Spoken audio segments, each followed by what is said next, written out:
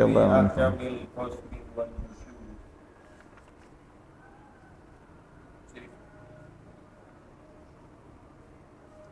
الأول من جهة الزوج والثاني من جهة الزوجة ومعنى نشوزها ارتفاعها عن أداء الحق والواجب عليها وإذا كان بإسمة شخص زوجة الثاني فأكثر لا يجب عليه القسم بينهما أو بينه حتى لو أعرضوا عنهن أو عن الواحدة فلم يبت عندهن أو عندها لم يأثم ولكن يستحب أن لا يعطلهن من المبيت ولا الواحدة أيضا بأن يبيت عندهن أو عندها وأن درجات الواحدة أن لا يفريها كل 4 ليل عن ليلة. بسم الله الرحمن الرحيم. الحمد لله رب العالمين والصلاة والسلام على سيدنا محمد وعلى آله وصحبه أجمعين. أما بعد، نويت التعلم والتعليم والتذكر والتذكير والنفع والانتفاع والإفادة والاستفادة والحث على التمسك بكتاب الله تعالى وسنة رسوله والدعاء على الهدى والدلالة على الخير ابتغاء وجه الله تعالى ورضائه وقربه وثوابه. Amin. Alhamdulillah,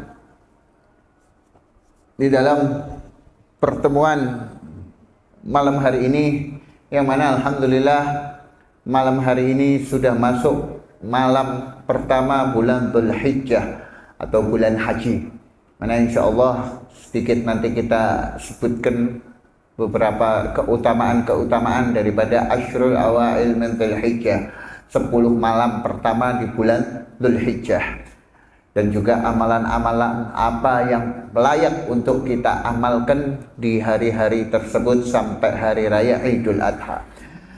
Dan untuk melanjutkan di dalam kitab Fathul Qarib dalam bab nikah, kita sampai di fasal tentang ahkamil qasmi wan nuzuz. Pembahasan ini, fasal ini akan membahas tentang hukum-hukum al-qasmi. Apa itu qasm? Qasm itu maknanya adil, keadilan seorang suami. Wan nuzuz, nuzuz itu yakni apabila seorang istri membangkang. Ya. Di sini mau disebutkan sedikit aja, pembukaannya aja. Insya Allah nanti kita lanjutkan minggu depan, karena kita akan membaca sedikit daripada kitab Kanzun Najah wa Surur, daripada Fadilah Awail Ashr Dzulhijjah, daripada awal bulan Dzulhijjah ini. Al-Musannif menyebutkan di sini wal awal min jihatiz zauj. Ketahuilah bahwa al-qasmi, perlakuan adil itu ada pada tuntutan seorang suami. Wasani min jihatiz zaujah, dan kedua yakni an-nuzuz, membangkang, itu ada pada bagian wanita, karena yang membangkang itu wanita umumnya. Ya, seperti itu. Wal qasmi wal murad biha huna al-adl baina zaujat. Al-qasmi, keadilan seorang suami. Yang dimaksud daripada keadilan di sini apa? Apabila kalian menjadi suami, maka kalian wajib adil. Nah, ini sering dipermasalahkan. Dan sekali lagi, masalah al-qasm atau keadilan ini tidak ada pada seorang yang memiliki istri satu. Jadi ini hukum apabila punya istri lebih dari satu, baru ada hukum al-qasm. Ya. Di sini ditanyakan apa, dimaksud apa? Wal murad biha huna al-adl baina zaujat. Keadilan si suami terhadap istri-istrinya. Zaujat jamak daripada zaujah. Istri-istri, berarti tidak satu, 2 atau 3 atau 4. Ya. Wan nuzuz, an-nuzuz apa itu? Membangkang itu. Maknahu lughatan, secara bahasa maknanya nuzuz apa? Isyanul mar'ah li ba'liha wa bughduha lahu. Isyan, maksiatnya seorang wanita atau istri kepada suaminya dan kebenciannya atas suaminya. Itu dikatakan an-nuzuz. Ya, wal awal min jihati zawj. Tadi sudah kita bahas, yang pertama itu cuma ada di dalam masalah adil keadilan, yakni suami. Wasani min jihati zaujah. Ya. Kemudian wa makna nuzuzuha, makna membangkangnya istri itu irtifa'uha an ada'il haqqil wajib 'alaiha. Mengangkatnya atau lepas tangannya seorang istri atas melakukan kewajiban-kewajiban atau hak-hak kewajiban-kewajiban atasnya kepada si suami. Misalnya, contoh umumnya diajak berhubungan intim tidak mau. Itu tanpa alasan, tanpa darurat ya, tanpa ulur. Ya, itu bisa dikatakan nuzuz, jelas bisa dikatakan nuzuz karena itu hakul wajib, hak seorang suami dan kewajiban bagi seorang istri untuk melakukannya. Dia nggak mau tanpa alasan, ini dihukumi nuzuz, membangkang. Nanti ada hukumnya gimana seorang istri yang membangkang dan lain-lain. Kemudian,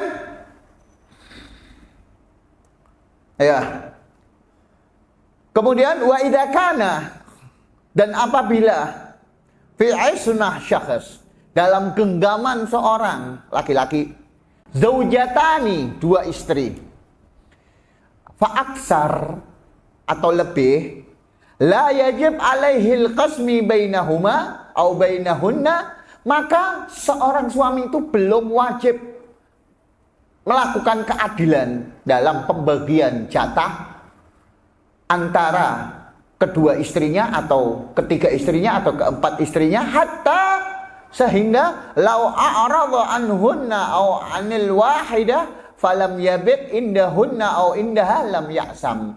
Sehingga kalau si suami itu walaupun punya istri dua atau punya istri tiga, terus dia tidak mau nginep di salah satu istrinya dari awal nikah, tidak nginep di A, tidak nginep di B, maka tidak ada itu al-qasam, tidak ada itu keadilan, tidak masuk, tidak dianggap hukum keadilan di situ.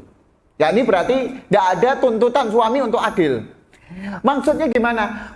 Kapanpun si suami sudah nginep di istri yang pertama, maka dia wajib melakukan keadilan untuk nginep juga di istri yang kedua. Selama dia belum nginep di A dan di B, maka tidak wajib itu keadilan. Belum ada hukum al-qasam tadi pada seorang suami. Paham apa paham? Jelas ya? Jelas. Seperti itu. Ya, itu yang dimaksud di dalam kitab Fathul Qarib tadi.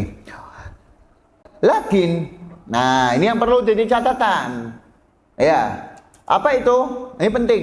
Yustahab Allah ya'tiluhunna minal mabit. Akan tetapi bagi suami itu disunnahkan untuk tidak mendiamkan istrinya atau tidak nginep sama istrinya sama sekali. Misalnya suami atas satu, kalau ini tidak harus dua. Suaminya di kota ini, istrinya di kota lain. La yustahab. Tidak dianjurkan. Dianjurkannya apa? Jangan sampai mengkosongkan nginep di rumah istri. Supaya apa? Nah, di sini ada sebabnya. Apa? Wa ayyahsinhunna bil wata', untuk menjaga istrinya dari perbuatan yang tidak baik. Dengan apa? Dengan berhubungan intim, dengan nginep. Karena wanita juga punya syahwat. Dan apabila punya suami, terus suaminya cuman cuek istilahnya, ya, tinggal di kota lain berbulan-bulan, tidak balik, tidak nginep bareng, bahkan tidak berhubungan intim, itu bisa menyebabkan kerenggangan di dalam rumah tangga. Seperti itu. Ini kalau ini tidak satu, tidak tiga, tidak dua, tidak empat istri, semuanya. Ya, nih makanya disebutkan lagi di sini apa? Walal wahidah aidon, dan juga tidak satu tok. Yang satu juga disunahkan istilahnya. Bi ayyabit indahunna au indaha. Hendaknya untuk tetap sekali-kali nginep di rumah-rumah istri-istrinya atau rumah istrinya kalau satu istri. Jangan dinengkentok berbulan-bulan. Itu bisa menyebabkan kerenggangan dan juga bisa menyebabkan kerentanan hubungan antara suami dan istri tersebut. Nah, di sini Musannif menyebutkan sesuai daripada hadis dan sesuai daripada asar para sahabat itu mengatakan apa? Wa adna darajat al-wahidah alla yukhalliha kulla arba layalin an lailah. Paling minimnya jangan sampai kita orang itu pisah, tidak nginep bareng sama istri lebih dari 4 malam.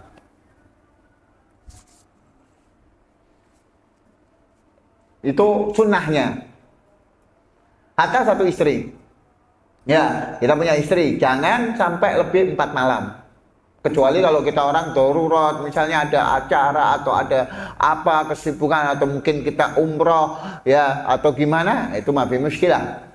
Cuman selayaknya untuk tidak mendiamkan dia atau menyendirikan dia tanpa nginep bareng lebih dari 4 malam tanpa sebab. Itu kurang apik, tidak bagus. Seperti itu. Itu gambaran daripada masalah al-qasm. Nah, insya Allah pertemuan yang akan datang baru kita akan bahas daripada hukumnya gimana nanti. Masalah mabit kalau sudah nginep di istri yang pertama, istri yang kedua, nanti kalau bepergian mau ngajak yang mana, ya, yang pertama atau yang kedua nanti ada wajib qadha, terus yang dianggap mabit itu gimana? Ya kan, kalau cuman mampir tok apakah mabit?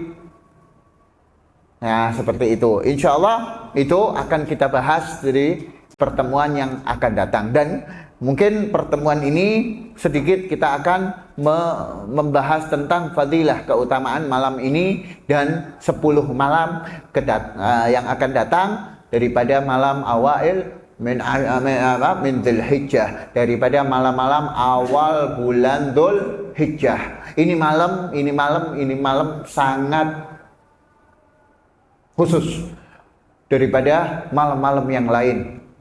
Ya, Allah Subhanahu wa taala di sini sampai memberikan satu sumpah di dalam Al-Qur'an yang mana ini nanti disebutkan di kitab Kanzun Najah was-Surur, ya.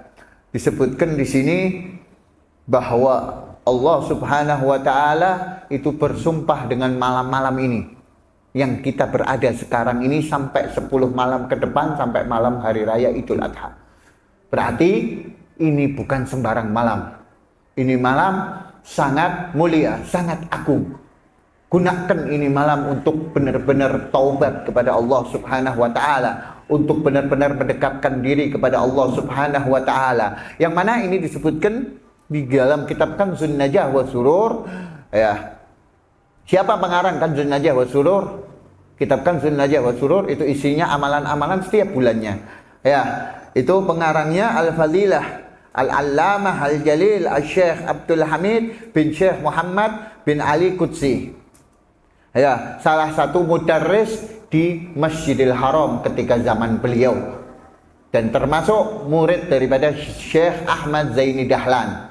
Yang mana Syekh Ahmad Zaini Dahlan ini guru, maha gurunya daripada para ulama khususnya yang ada di Indonesia dan di seluruh dunia, di Hadramut dan lain-lainnya. Ya, Syekh Ahmad Zaini Dahlan, beliau seorang mufti, seorang qadhi pada zamannya di Haramain, di Makkah Al-Mukarramah. Itu muridnya banyak, diantaranya yang sangat terkenal di Indonesia itu Syekh Muhammad Nawawi Al-Bantani. Ini karangan kitabnya banyak. Ya, karangan kitabnya banyak. Imam Nawawi Al-Bantani dari Banten.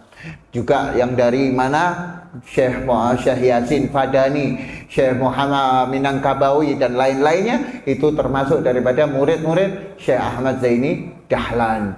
Dan masih banyak lagi para ulama-ulama yang ada di Indonesia ini yang berguru ketika itu di Masjidil Haram bersama Syekh Ahmad Zaini Dahlan. Di antaranya juga penyusun kitab Maulid As-Simtud Durar. Maulid Simtudurar, Habib Ali bin Muhammad Al-Habsyi pernah belajar juga sama Syekh Ahmad Zaini Dahlan, Al-Habib Ahmad bin Hasan Al-Attas, dan para habaib yang lainnya, ulama-ulama di Hadramut juga beliau belajar sama Syekh Ahmad Zaini Dahlan, seorang alim kubar, dan termasuk juga Sahibus Sapura. Habib Ahmad bin Abdullah bin Talib Al-Attas, beliau itu gurunya dulu belajar di Makkah Al-Mukarramah sebelum beliau hijrah ke Indonesia. Seperti itu. Beliau mengatakan sini, Syekh Abdul Hamid ini mengatakan, "I'lam, ketahuilah, anna syahrul Dzulhijjah syahrul mu'azzam haram." Ketahuilah bahwa bulan Dzulhijjah ini yang sekarang kita ada pada bulan tersebut, pada malam pertama, adalah bulan yang sangat agung dan termasuk daripada bulan haram. Ya. Kemudian wafihi, dan daripada keutamaan bulan Dzulhijjah, apa itu? Ruknun min fihi al-hajj alladhi ruknun min arkanil Islam. Di dalamnya ada satu rukun daripada rukun-rukun Islam, yakni haji. Haji itu ada pada bulan Dzulhijjah, makanya disebutkan bulan haji. Syahrun mu'azzamatun hurumatuhu, bulan yang sangat besar, sangat agung kehormatannya. Bulan yang sangat agung kehormatannya. Sebagaimana kita kalau menyambut tamu yang sangat agung kehormatannya gimana? Sama seperti kita menyambut bulan Dzulhijjah ini. Kita sambut dengan penuh ta'zim dan penuh amalan saleh terutama. Kemudian mawfura khairatuhu, tersebar banyak luas kebaikannya.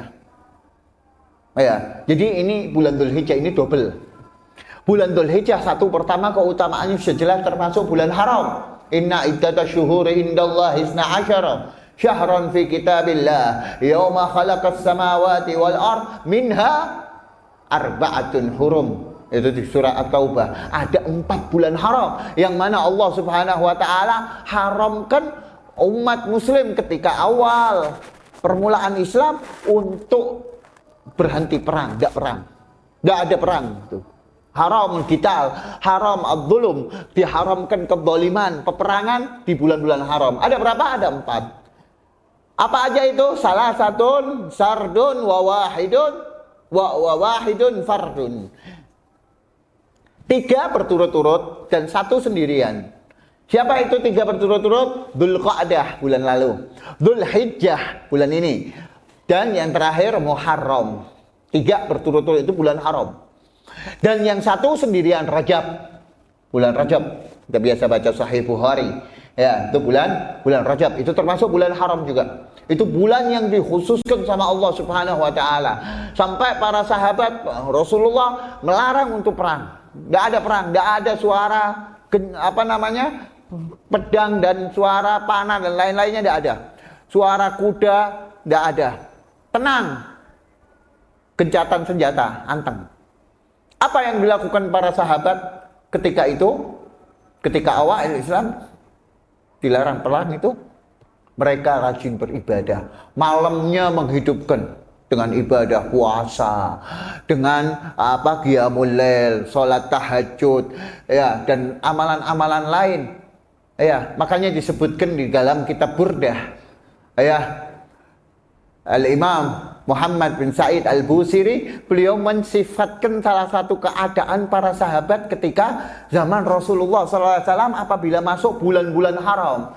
Disebutkan di situ apa? Tamdil layali wa la yadruna iddataha ma lam takun min layalil ashhuril hurumi. Kata Syekh Muhammad tadi, Sa'id Al-Busiri, apa? Tamdil layali, berlewatlah malam demi malam, wala yadruna iddataha, mereka para sahabat la yadruna iddataha, ndak ngurusi, ndak ngerti jumlahnya, iki bulan apa, ke malam apa, ndak penting, istilahnya biasa tok, ndak dikhususkan malam takun min layalil ashhuril hurumi, kecuali kalau sudah datang malam-malam di bulan haram, mereka rajin beribadah puasa paginya. Itu keadaan para sahabat. Setelah itu datanglah satu wahyu yang mana menghapus daripada hukum yang pertama, yakni dilarang perang di bulan haram. akhirnya diperbolehkan. Apa itu? Turun faqtulul musyrikuna haitsu wajadtum. Ya, perangilah orang-orang musyrik dimanapun kalian berada. Wah, itu nasakh. Ayat tadi hukumnya apa? Hukum yang tadi menasakh atau menghapus daripada hukum yang pertama, yakni tidak boleh perang ketika bulan haram, akhirnya jadi boleh. Akan tetapi setelah dihapus hukum itu, tetap masih ada keutamaan daripada bulan haram. Yakni apa? Yakni Allah Subhanahu wa taala melimpahkan keutamaan atau pahala-pahala bagi orang yang beramal soleh berlipat ganda.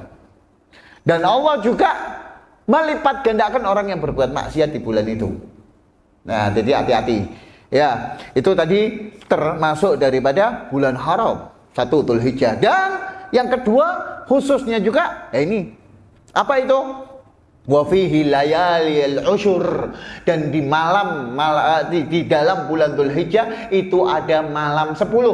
Apa itu malam 10? Allati aqsamallahu ta'ala biha fi kitabihil karim bi qaulihi, yang mana Allah Subhanahu wa taala dengan malam 10 tadi, 10 malam tadi, apa? Allah bersumpah. Ini guys, Allah bersumpah berarti bukan sembarang ini. Ya, yang mana Allah bersumpah dengan malam-malam tersebut di Al-Qur'an. Apa itu? Wal fajri walayalin ashur. Demi fajar, demi waktu fajar. Walayalin ashur, dan demi malam 10 itu tadi. Nah, di sini perbedaan ulama banyak. Ya, kita sebutkan di sini apa? Waqtalafu bil murad bil fajr wa bil usyur. Khilaf bainal ulama, perbedaan pendapat antara ulama, apa yang dimaksud fajr itu kapan?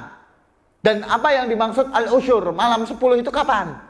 Ya, ulama berbeda pendapat. Ya, di sini Imam Jalaluddin As-Suyuti mengatakan apa? Wal murad bil fajr, yang dimaksud dengan fajar itu fajar kullayom, waktu fajar setiap hari, karena waktu fajar memang waktu yang khusus, waktu sholat subuh.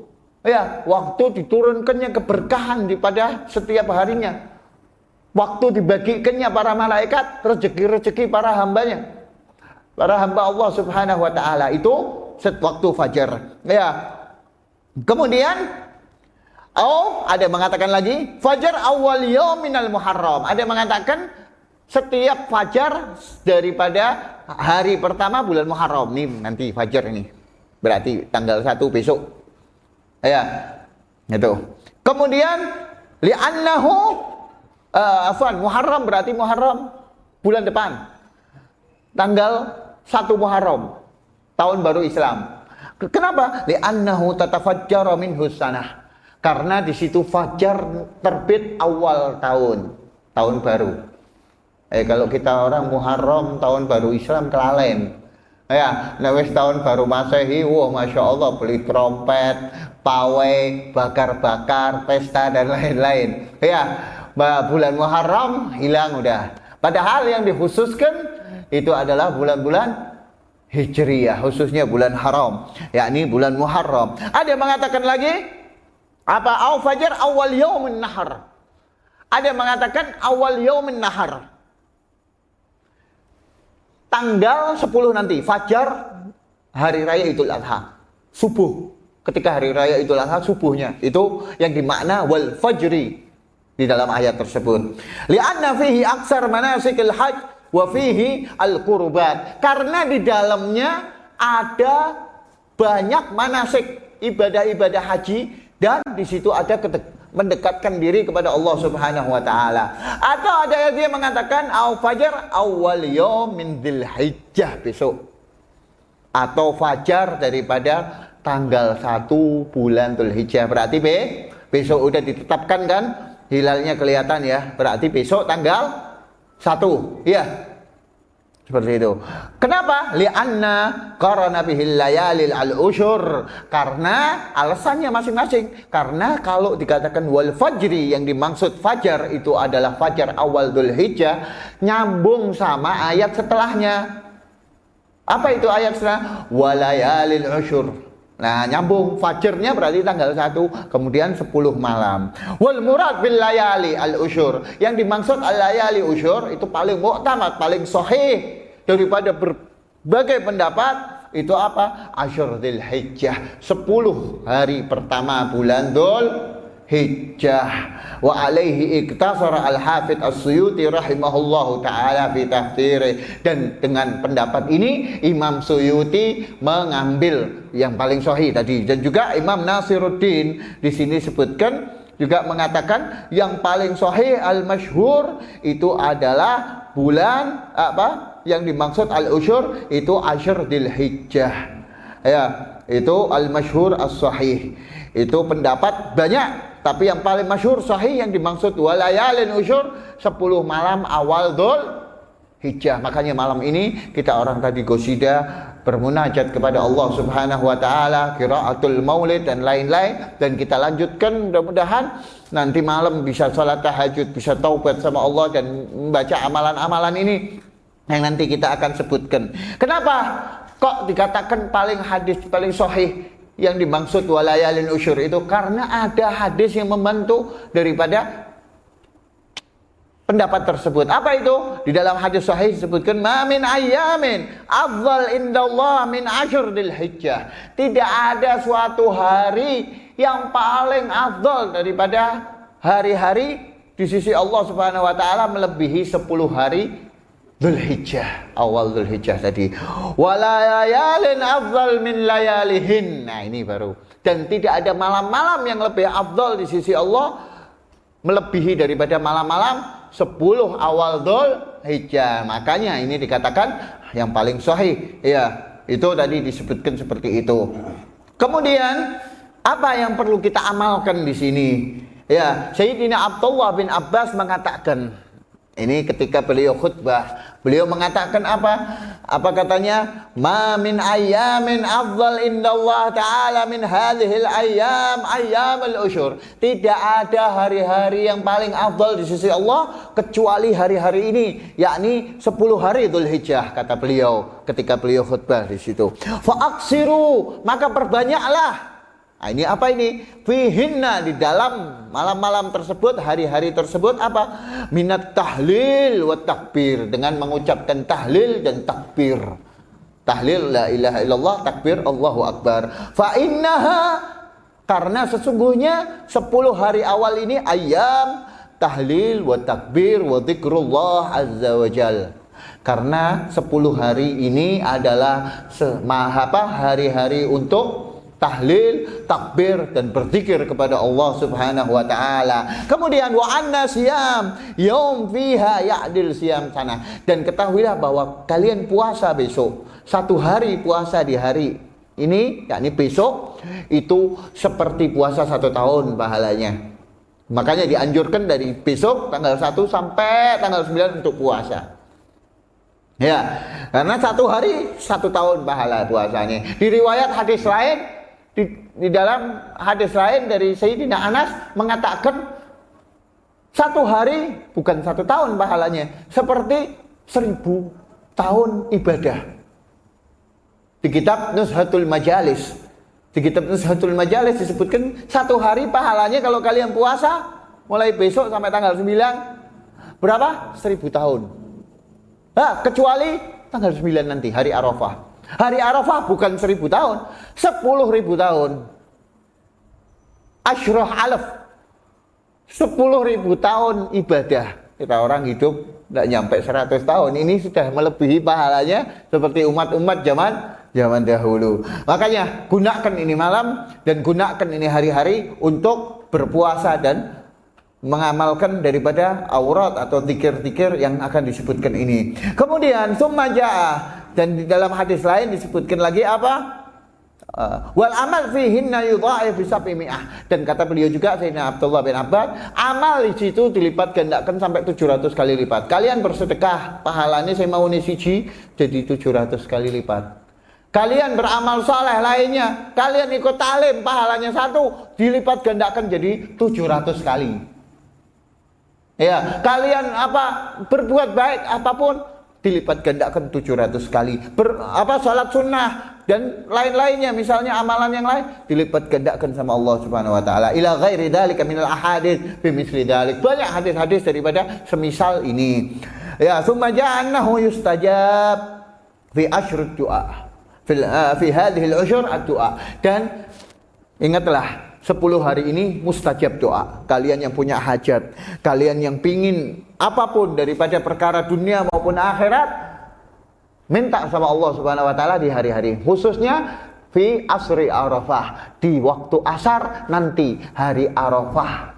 Kapan itu hari Arafah? Tanggal 9. Besoknya mau lebaran haji, tanggal 9-nya. Itu mustajab doa. Tuftah abwabus samawat, dibuka pintu-pintu langit sama Allah Subhanahu wa taala. Turun para malaikat menyebarkan rahmat dan memberikan ijabah orang yang berdoa. Makanya kalau hari Arafah asar itu kita dianjurkan banget, sesibuk apapun sendaknya kita doa atau membaca bacaan-bacaan ini yang dianjurkan di dalam kitab ini. Kemudian ini apa amalannya? Kita dianjurkan untuk baca setiap hari 10 kali. Ma'ruf, nanti di WA banyak itu yang kirim-kirim seperti itu ya. Apa itu bacanya? Ya, cuman di sini ada tambahan sedikit buat kalian amalkan. Apa itu?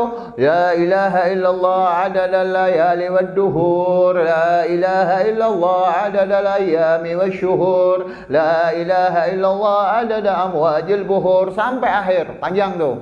Ya, sampai akhir itu dibaca setiap hari 10 kali. Mau sore, mau besok pagi, mau waktu duha, ba'da subuh, ba'da zuhur, ba'da asar, monggo. Sehari berapa? 10 kali. Kemudian ada lagi satu riwayat yang langsung dari Rasulullah SAW di kitab Mu'jamul Kabir. Kitab Mu'jamul Kabir Imam At-Tabarani. Beliau meriwayatkan dari Rasulullah SAW bersabda apa?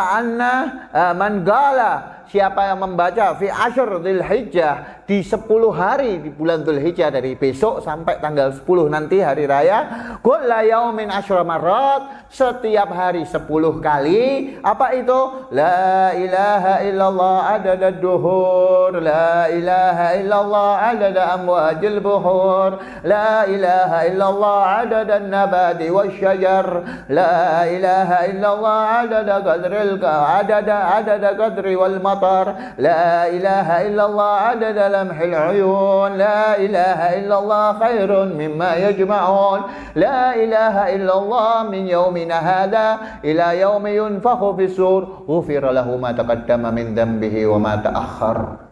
Siapa yang baca itu 10 kali setiap hari, maka diampuni dosa-dosanya yang telah lalu dan yang akan datang. Bayangkan 10 hari. Nah, terus ngamalkan yang mana? Yang pertama apa yang kedua? Nah, ini sebutkan kata beliau, ya Syekh Abdul Hamid tadi di kitab Kanzun Najah, kalian kalau pingin yang afdal mana, amalkan dua-duanya. Berarti setiap hari bacanya yang pertama 10 kali, yang kedua 10 kali, supaya kalian dapat dua-duanya fadilahnya. Ini langsung dari riwayat Rasulullah SAW dan itu dari hadis lain. Ya, dari kitab Imam At-Tabarani.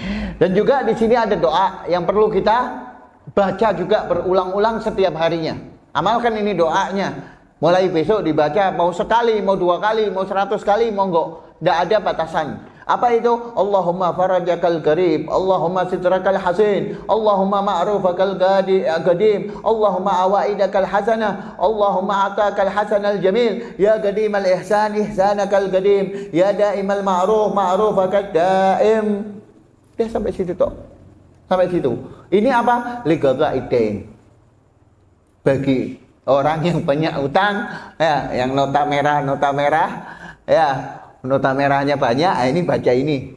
Mulai besok, insya Allah utangnya kebayar. Terutama yang dimaksud hutang di sini, ya, kata Habib Hasan, Habib Abdullah Syatiri, beliau mengatakan yang dimaksud hutang kalau ada amalan-amalan ligoto iden, itu para ulama maksudnya hutang itu bukan hutang secara zahir duit, hutang barang, bukan. Yang dimaksud ini hutang kita sama Allah. Maksudnya apa? Hutang kita mungkin kita telat dalam ibadah, muqassirin, agak males-malesan dalam beribadah, kadang kita teledor dalam amalan-amalan. Itu yang dimaksud utang, supaya utang kita terlunaskan semuanya. Bukan cuman utang masalah nota atau masalah duit. Ya, itu kata beliau. Kemudian ada lagi doanya di sini untuk dianjurkan dibaca, yang mana diajarkan oleh Rasulullah kepada khawasis sahabat, khusus sahabat-sahabat Rasulullah khusus dianjurkan untuk baca ini. Apa itu doanya? Hasbiyallahu wa kafa, sami'allah liman da'a, laisa wara'ahu muntaha, man tawakkal 'ala Allah kufiya, wa man i'tasama billahi naja. Diulangi berkali-kali. Terserah, tidak ada batasan. Mulai besok sampai tanggal 10. Kemudian amalan hari Arafah. Amalan hari Arafah. Ini hari Arafah hari spektakuler. Ya, tidak ada satu hari setiap tahun yang paling afdal melebihi daripada hari Arafah. Hari Arafah ini wajib buat kita kalau bisa. Wajib buat kita untuk kita khususkan untuk ibadah.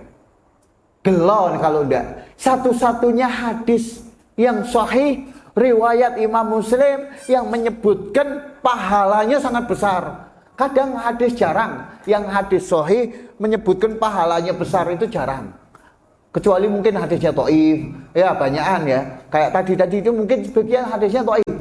Tapi ini kalau puasa di hari Arafah khususnya, puasa, pahala puasa hari Arafah, hadisnya sahih. Apa itu? Siapa orang yang puasa di hari Arafah?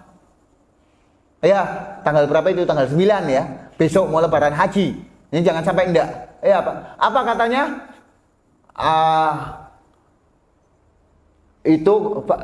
Kafarah sanatan madhiyah wa sanatan ma ba'dahu. Sebagai kafarah penebus dosa, diampuni dosa-dosanya yang telah lampau tahun lalu dan tahun yang akan datang. Bayangin, ini satu-satunya hadis sahih yang besar pahalanya. Eman kalau kita tidak puasa. Ya, hari Arafah. Jangan sampai tinggalkan. Dan kalau bisa ya mulai besok. Oh kan tidak sempat. Besok sibuk, ada kerjaan ini, capek, tidak sempat. Ya udah, jangan sampai tinggalkan 2 hari itu. Apa itu? Hari Tarwiyah tanggal 8 sama tanggal 9 hari Arafah. Tarwiyah juga pahalanya besar. Diriwayatkan di kitab Nuzhatul Majalis disebutkan orang yang puasa hari Tarwiyah itu diberikan pahala sama Allah Subhanahu wa taala seperti pahala kesabarannya Nabi Allah Ayub ketika menghadapi bala ujian dari Allah Subhanahu wa taala. Ya. Itu hari Tarwiyah tanggal 8-nya. Tanggal 9-nya jangan sampai ditinggal, terutama ajarkan juga ke keluarga kita, ke anak-anak kita untuk puasa. Jadikan puasa Arafah itu puasa wajib kalau bisa. Ya, ke saudari-saudari kita, kakak adik kita, istri kita, orang tua kita, teman kita, ajarkan untuk puasa hari Arafah. Jangan sampai tidak gelo, eman, bahkan sama hari Asyura, kalah hari Asyura pahalanya. Kalau hari Asyura itu di dalam riwayat hadis sahihnya diampuni dosa yang lampau, tok. Yang kedepannya enggak. Kalau Arafah diampuni ke belakang dan ke depan. Masya Allah. Kemudian amalan di hari Arafah apa? Yang pertama, baca Qul Wallahu Ahad 1000 kali. Baca Qul Wallahu Ahad, ya surat Al-Ikhlas 1000 kali. Kemudian doa. Setelah itu doa. Doa, ya biasanya baca pagi selesai asar. Nah, habis asar doa. Setelah mengamalkan yang 10-10 itu tadi ya. Nah, doanya di sini untuk memperbanyak juga membaca apa yang diriwayatkan dari Rasulullah di Imam Tirmizi di sini. Afdalud doa yaum Arafah. Paling afdalnya doa hari Arafah itu apa? Wa afdal ma qultu ana wa nabiyyuna min qabli. La ilaha illallah wahdahu la syarika lah, lahul mulku wa lahul hamdu wa huwa ala kulli syai'in qadir. Banyakin doa itu di hari Arafah, banyakin bacaan itu di hari Arafah khususnya. Ya, kemudian dan dalam kitab Imam Tirmizi ini ada riwayat lagi doanya Rasulullah ketika di padang Arafah. Ya, ketika wukuf. Ya, Rasulullah doa, apa itu doanya? Allahumma lakal hamdu kalladzi naqul khairan mimma naqul. Allahumma laka salati wa nusuki wa mahyaya wa mamati wa ilaika ma'abi wa laka rabbi turasi. Allahumma inni a'udzubika min adzabil qabr wa waswasis sadr wa syadatil amr. Allahumma inni a'udzubika min syarri ma taji'u bihir rih. Itu doa yang dipanjatkan Rasulullah ketika di Arafah. Riwayat dari para sahabat, dari Imam At-Tirmidzi. Amalkan itu doa-doa tadi, ya, khususnya di hari Arafah. Yang paling penting kalau bisa dari besok, amalan-amalan tadi amalkan, tujuannya untuk mendekatkan diri kepada Allah, untuk benar-benar taubat daripada perbuatan-perbuatan kita yang kurang atau yang menyeleweng atau maksiat dan lain-lainnya, supaya diampuni benar-benar sama Allah Subhanahu wa taala. Dan kita juga dianjurkan untuk memperbanyak takbir, mengucapkan takbir bahkan setiap lihat hewan kurban. Mulai besok kalian lewati jalan ada orang bawa kambing, bawa sapi, takbir. Ini bawa unta jarang ya. Enggak ada ya. Ya. Unta ada, nah ayam enggak, ya berarti sapi sama kambing aja. Kalian lewat takbir Allahu Akbar, Allahu Akbar, Allahu Akbar, walillahil hamd, cukup. Lewat lagi lihat takbir, lainnya sing dodolan takbiran terus. Ya. Kemudian itu tadi, dan juga bagi yang ingin berkurban, ya khususnya mulai malam ini dimakruhkan, bahkan kata Imam Ahmad bin Hanbal haram untuk memotong anggota tubuhnya apapun itu, seperti kumis, rambut, ya pokoknya rambut semuanya, kuku dan lain-lain, jangan dilepas. Kenapa? Sampai kapan? Sampai kalian selesai berkorban. Itu seperti itu. Jangan jangan dipotong dulu rambutnya, jangan dipotong dulu kukunya. Karena apa? Nanti setiap orang berkorban, setelah dia menyembelih hewan kurbannya, itu dihitung semua dari rambut sak kuku-kukunya, pahala di sisi Allah Subhanahu wa taala. Nek wis dipotong eman gelo. Ndak katut itu pahala, rambutnya ndak dapat pahala, akhirnya kukunya yang sudah dipotong ndak dapat pahala. Mulai dari kapan? Mulai besok, mulai malam ini. Ya, kecuali darurat atau memang rontok sendiri, ya ada masalah. Tapi kalau sengaja dicabut atau dipotong jangan. Ya, menurut mazhab kita makruh. Tapi Imam Ahmad bin Hanbal mengatakan haram. Ya hati-hati, jangan. Kalau bagi yang mau kurban, kalau yang enggak ya enggak. Gitu. Nah, insya Allah pertemuan akan datang kita akan bahas tentang fikih kurban. Nah, ini penting. Insya Allah di sini kita adakan sedikit podcast beberapa pertanyaan tentang fikih kurban dan fadilah-fadilah tadi untuk di-share masing-masing supaya dapat fadilahnya, keutamaan bisa diamalkan bareng-bareng. Wallahu a'lam. Subhanakallahumma wa bihamdika asyhadu an la ilaha illa anta astaghfiruka wa atubu ilaik. Subhana rabbika rabbil izzati amma yasifun wa salamun alal mursalin walhamdulillahi rabbil alamin. Ya rabbana tarafna bi annana iktarafna وأننا أسرفنا على لظى أشرفنا فتب علينا توبة تغسل كل حوبة واستر لنا العورات وآمن الروعات واغفر لوالدينا